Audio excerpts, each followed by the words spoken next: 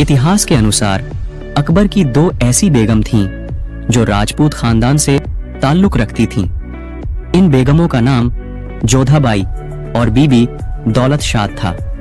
हालांकि इसको लेकर कई इतिहासकारों में मतभेद है, लेकिन कहा जाता है कि जोधाबाई और बीबी दौलत शाह अकबर की सबसे खास और करीबी बेगम थीं। माना जाता है कि शतरंज के खेल का आविष्कार भारत में किया गया था। ऐतिहासिक प्रमाण बताते हैं कि 6ठी शताब्दी में गुप्त साम्राज्य के शासनकाल के दौरान शतरंज भारत में एक लोकप्रिय खेल हुआ करता था। भारत से यह खेल फिर अरब और उसके बाद यूरोप के अलग अलग हिस्सों तक फैल गया। विश्व का पहला विश्वविद्यालय 700 बीसी में तक्षशिला में स्थापित किया गया था। दुनिया भर से 2500 से अधिक छात्रों ने 60 से अधिक विषयों का अध्ययन किया। 4ठी शताब्दी ईसा पूर्व में बनाया गया नालंदा विश्वविद्यालय शिक्षा के क्षेत्र में प्राचीन भारत की सबसे बड़ी उपलब्धियों में से एक था।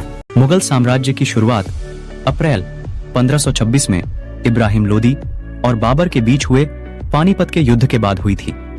इस युद्ध में जीत के बाद भारत में दिल्ली सल्तनत के शासन का खात्मा हुआ और मध्यकालीन भारत में मुगल वंश की नींव रखी गई, जिसके बाद करीब 18वीं शताब्दी देश के प्रथम स्वतंत्रता संग्राम तक मुगलों ने भारतीय उपमहाद्वीप पर राज किया था। ईस्ट इंडिया कंपनी की स्थापना के 2 साल बाद ही डच ईस्ट इंडिया कंपनी या व्योसी की स्थापना हुई थी और वह शुरू से ही ईस्ट इंडिया कंपनी से आगे निकल गई और उसने जावा जैसे मसाला व्यापार के लिए बहुत ही फायदेमंद माने जाने वाले द्वीप पर कब्जा कर लिया और 1659 तक दुनिया की सबसे अमीर कंपनी भी बन गई।